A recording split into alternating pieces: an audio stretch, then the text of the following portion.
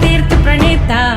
जय जय हो भारत गौरव, राष्ट्र संत प्रमुख सागर। स्वर्णिम स्वर्ण जयंती का अवसर ये महान है, मिलकर हम मनाएंगे, गुरुवर देश की शान है प्रमुख सागर। जय हो गुरुवर प्रमुख सागर, जय हो गुरुवर।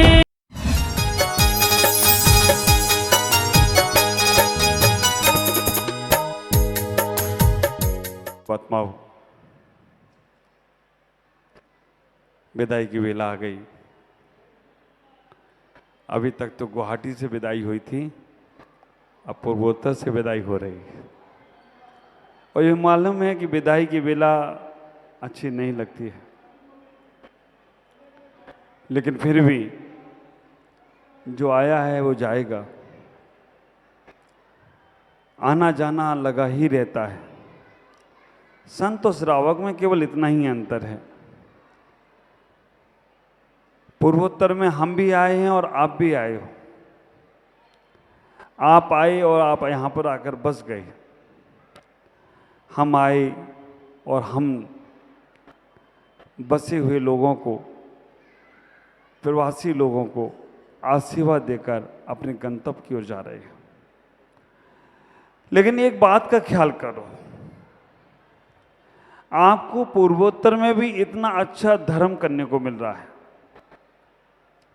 गुरुओं का सानिध्य प्राप्त हो रहा है, भगवंतों का सानिध्य प्राप्त हो रहा है। हम ऐसा ही पुण्य और एकत्रित करें कि धर्म से हम कभी न छूटे। कुछ थोड़ी सी बातें आज मैं आपसे करके जाऊंगा। धर्म को कैसे आगे बढ़ाना है, हमें अपने आत्म का कल्याण कैसे करना है। धर्म आगे बढ़ जाए तो कोई आश्चर्य नहीं है, लेकिन हमारा कल्याण कैसे हो वो बात भी हमें सोचना है। आर ग्रुप जब भी हमारे पास बैठता था तो ये सारी बातें होती हैं। आप लोग जब भी आते हो तब स्वाध्याय की चर्चा करता हूँ, जब भी वो बातें होती हैं। लेकिन अब मैं नहीं रहूँगा, लेकिन फिर भी वो बातें आपके दिलो दिमाग में रहना चाहिए।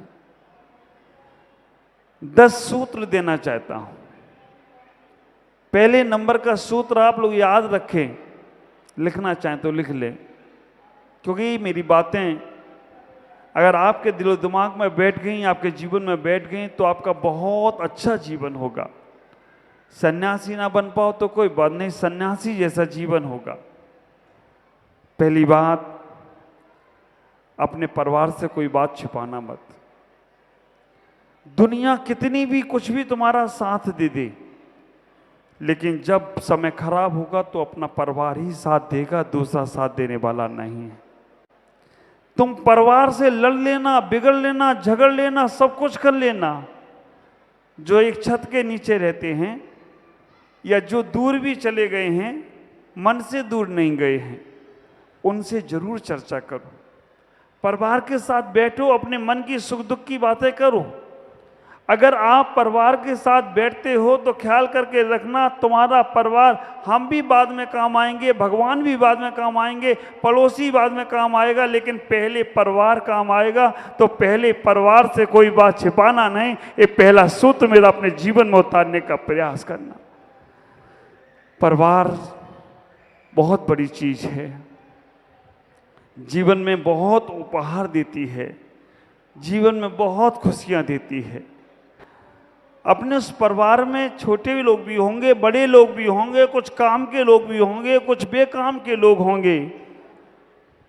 हम समझ लेते हैं कि ये व्यक्ति हमारे काम का है या नहीं है, लेकिन उसको एहसास मत होने दो, उसको हीन भावनाओं से ग्रसित मत होने दो। नहीं तो परिवार का व्यक्ति जो कुछ नहीं कर पाता है और हम उसकी ओर ख्याल नहीं करते हैं, तो वो इतनी हीन भावनाओं से ग्रसित हो जाता है कि वो दूसरी जगह अपना आश्रय ढूंढता है, वो दूसरे के पास जाकर खुशियां ढूंढता है। जब दूसरे के पास खुशियां ढूंढता है तो वहां भी उसे धोखा मिलता है और यहां से भी उसे धोखा मिलता है, इधर से भी चला जाता है, उधर से भी चला जाता है। थोड़ा सा ऊपर नीचे होगा, थोड़ा सा कहासुनी होगी, लेकिन शाम को परिवार के साथ बैठो। रोज ना बैठ पाओ, हफ्ते में बैठो। कोई तुमसे बात ना कर रहा हो परिवार का, तुम उससे बात करो। तुम सोचो कि वो नहीं करता तो मैं भी नहीं करूँगा। हाँ, ख्याल करके रखना, मैं भी रानी तू भी रानी, अब घर का भरेगा कौन पानी। हो गई टाइम टाइम फेस। ऐसा परिवार में धर्म करना भी बेकार हो जाता है, जहाँ परिवार में एक दूसरे से बात नहीं करते हैं, एक दूसरे से मिलते नहीं हैं, चर्चा नहीं करते हैं। किस काम का वो धर्म। ख्याल करके रखना, तुम्हारे परिवार में अगर खुशियां हैं तो मैं कहूँगा मंदिर के भगवान भी अगर तुम्हारे घर पर द्वार पर दस्तक दे जाएं तो कोई आश्चर्य की बात नहीं होगी। परिवार में अगर आत्मीयता है, परिवार में अगर प्रेम है, सबसे बड़ा उपहार है जीवन का आनंद से भरकर जीने का। परिवार में प्रेम नहीं है ना, आपस में लोग हंसते हैं, मुस्कुराते हैं, चेहरे पे प्रसन्नता तो दिखती है, लेकिन अंदर इतना बड़ा घाव दिखता है। क्या करूं, दुनिया को दिखाने के लिए हंसना पड़ रहा है। पहला सूत्र, अगर तुम्हारे परिवार में तुम्हारी माता पिता हैं तो समझना तुम संसार के सबसे दौलतमंद आदमी हो। तुम्हारे परिवार में अगर तुम्हारे माता पिता हैं तो समझ के रखना तुम संसार में सबसे दौलतमंद आदमी हो, सबसे अमीर आदमी हो। उनका दिल कभी नहीं दुखाना। तुम्हारी पत्नी कह सकती है कि माँ हमें हमेशा डांटती रहती है, तुम्हारे और लोग भी कह सकते हैं कि तुम्हारे माता पिता कैसे हैं, जो कुछ भी नहीं जानते, कुछ भी नहीं करते। ठीक है, सुन लेना उनकी, क्योंकि पत्नी को भी तो तुम ही लाए हो, इसलिए उसकी भी सुनना। लेकिन माँ बाप के प्रति कभी अपशब्द नहीं बोलना, कभी गलत नहीं बोलना। परिवार में तुम्हारे पत्नी भी है, उस पत्नी को भी तुम ही लेके आए हो। कभी कोई बात हो जाए तो उसको भी दिल दुखी मत करना। समझना, बच्चे भी तुम्हारे हैं। तुम माँ बाप के घर को छोड़कर आए हो सास ससुर के पास, उनसे भेदभाव नहीं करना। उन्होंने अपने उस बेटे को 20 साल का हो गया, 25 साल का हो गया, तुम्हें एक झटके में दे दिया। अब तुम उनके माँ बाप को अगर कुछ गलत कहते हो तो उस बेटे का दिल दुखता है। मेरे माँ बाप ने मेरी सेवा की, इतना किया, और तुमने कभी माँ बाप से उस बच्चे को दूर कर दिया तो ख्याल करके रखना, कितना भी तुम कर लेना धर्म ज्ञान, तुम्हें कुछ होने वाला नहीं है। परिवार में प्रेम, पहला सूत्र। दूसरे नंबर पर, प्रभु के दर्शन कभी नहीं छोड़ना, भगवान के दर्शन कभी नहीं छोड़ना। आप विचार करके रखना, भगवान के दर्शन करने से क्या मिलेगा इसकी। अरे बनिया बुद्धि हर जगह लगाओगे। हाँ, मंदिर जाएंगे तो क्या मिलेगा, गुरु के पास जाएंगे तो क्या मिलेगा। धत तुम्हारी बाहरी तुम्हारी बुद्धि, इस पुस्तक में लिखा है। आप विचार करके रखना, ये बाहरी तुम्हारी बुद्धि पुस्तक, ये भी उठा लेती थी मैं से, इसमें लिखा ये बाहरी तुम्हारी बुद्धि में मिलेगा। हम हर जगह बनिया बुद्धि लगा रहे कि मंदिर में चावल चढ़ाएंगे तो क्या मिलेगा। हाँ, हम गुरु के पास जाएंगे तो क्या मिलेगा। लेना ही देना होता ना तो संसार बहुत बड़ा है, कहीं से भी ले लेते, लेकिन हर जगह बनिया बुद्धि मत लगाओ। हमारा कर्तव्य है प्रभु के दर्शन करना। हमारा खाना पीना ना हो तो चलेगा, जितना जरूरी श्वास लेना है ना, उससे भी ज्यादा जरूरी है प्रभु के दर्शन करना। तुम्हें मिल रहे हैं तो जरूर दर्शन कर लेना। आप विचार करना, हम कहीं भी जा रहे हों, अपने उस टाइम लिस्ट में लिखना है हमें 10 मिनट भगवान के दर्शन जरूर करना है। रोज प्रभु के दर्शन करना। हाथ पैर चल रहे हैं, अभी तुम्हारे पास टाइम भगवान के दर्शन के लिए निकाल है। बाद में आज एक घर में वो क्या आया, दादाजी ने जैसे ही मुझे देखा ना, लेटे हैं बिस्तर पर, 2.5 साल से उठ नहीं पाए, आंखों से आंसू झरझर गिरने लग गए। क्यों नहीं आ पाए महाराज, हम दर्शन नहीं कर सकते, हम बेहाल हो गए। दूसरे नंबर पर पूरा पूर्वोत्तर का सूद दे रहा हूं कि आपके पास जिनेंद्र देव हैं, उनके दर्शन कभी नहीं छोड़ना। जैसे भी हो अपने बच्चों को ले जाना, खुद चले जाना। भगवान के दर्शन काम बाद में, पहले भगवान के दर्शन करना है। हाँ, बहुत अर्जेंट काम हो उसमें भी तुम्हें ये खटकता रहे कि मुझे कुछ छूट गया, मेरा कुछ छूट गया, मेरा कुछ छूट गया, तो समझना तुम्हारा वो काम भी भगवान का ही काम होगा, क्योंकि तुम्हारे दिल में भगवान की आस बैठी है, भगवान की प्यास बैठी है। दूसरा काम, भगवान के दर्शन नहीं छोड़ना। तीसरे नंबर पर, संत समागम से कभी समय मत चुराना। संत समागम से कभी समय नहीं चुराना। अगर कहीं कोई संत मिल जाएं, जितना समय उन्हें दे सकते हो दे देना, जितना उनके पास बैठ सकते हो बैठ जाना। संत समागम से समय मत चुराना। कहने का तात्पर्य है, संत के पास जब तुम बैठोगे तो तुम्हारे शरीर की ऊर्जाएं पवित्र होने लगेगी, एनर्जी पवित्र होने लगेगी, विचारधाराएं पवित्र होने लगेगी। संत समागम का कभी समय नहीं चुराना। तीसरा सूत्र जीवन में जरूर उतारना। चौथे नंबर पर, कोई भी कार्य करो समाज से हटकर नहीं करना। चौथा नंबर पर, कोई भी काम करो, अगर घर में भी कोई काम करते हो जहां समाज को जरूरत है, ले सकते हो तो समाज को साथ में लेकर करना। समाज से हटकर, समाज से लड़कर, समाज से बिगड़कर अगर कुछ भी करते हो तो विचार करके रखना, जब संकट आएगा तब तुम्हारा कोई साथ नहीं देगा। हमारी समाज कभी अच्छा कह सकती है, कभी बुरा भी कह सकती है, लेकिन इस समाज से कभी झगड़ा नहीं करना।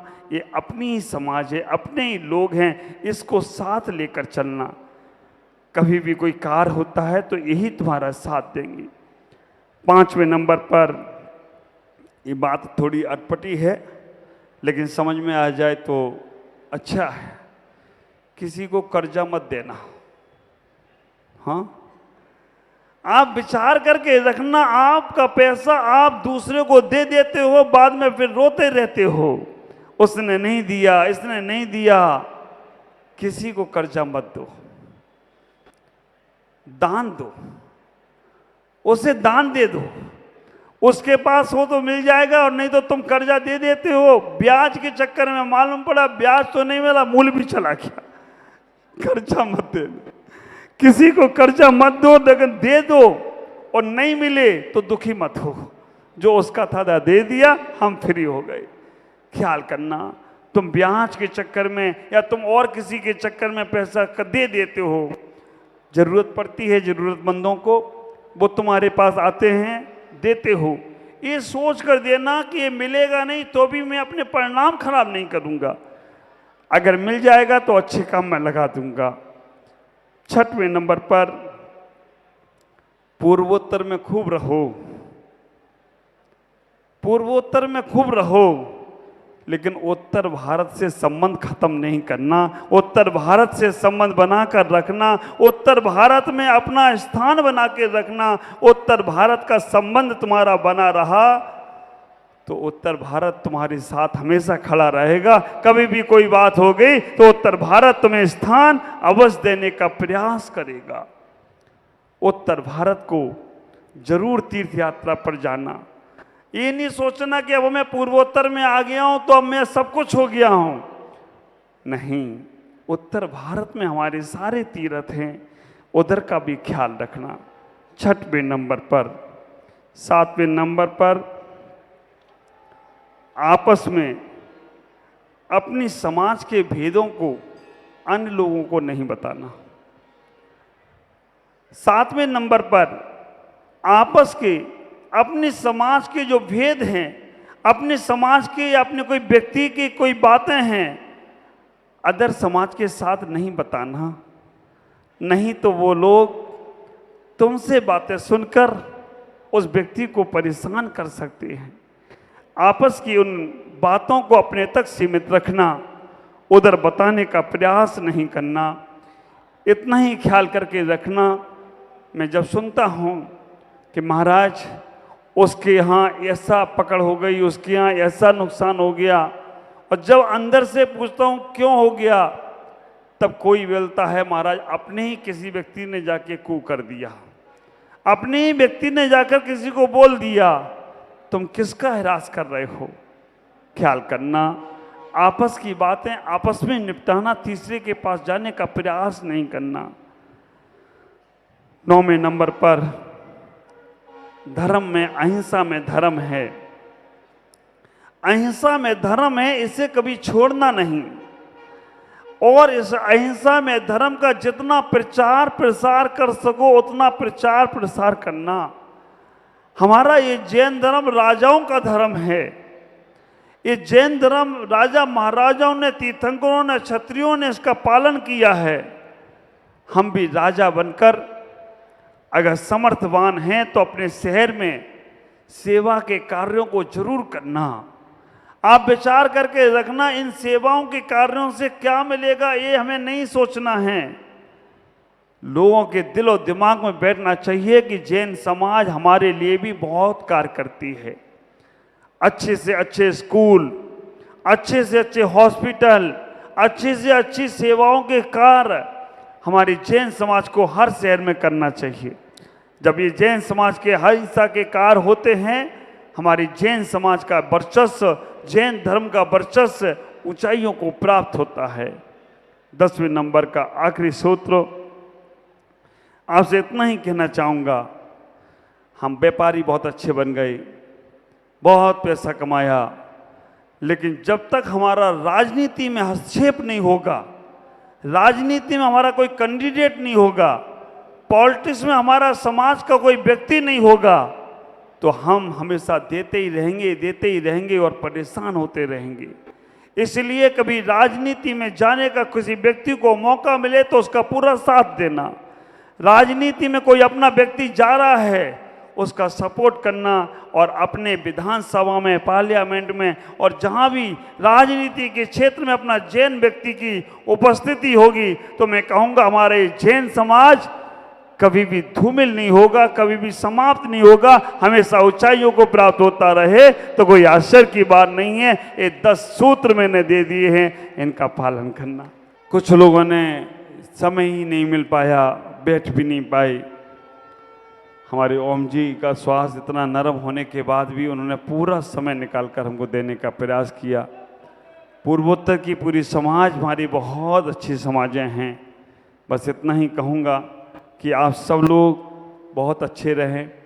कभी धर्म का, कभी गुरुओं का सानिध्य प्राप्त होता है तो ज़रूर उनका लूटने का प्रयास करें।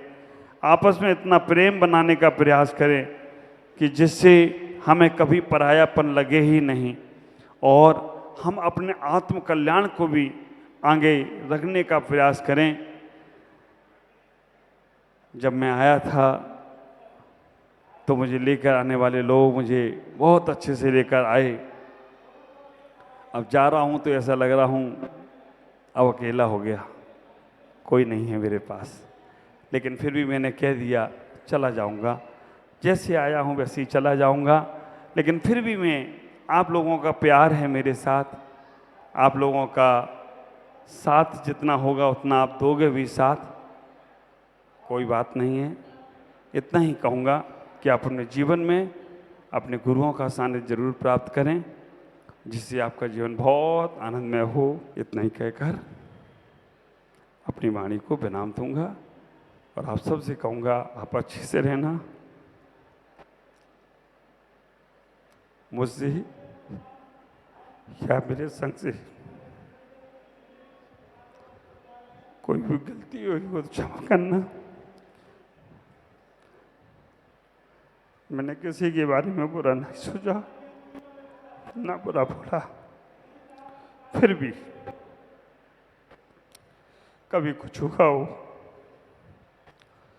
तो उसे भूलना और जहाँ तक बन सके जितना हो प्यार देने का प्रयास करना। ओम नमः जय गुरुदेव।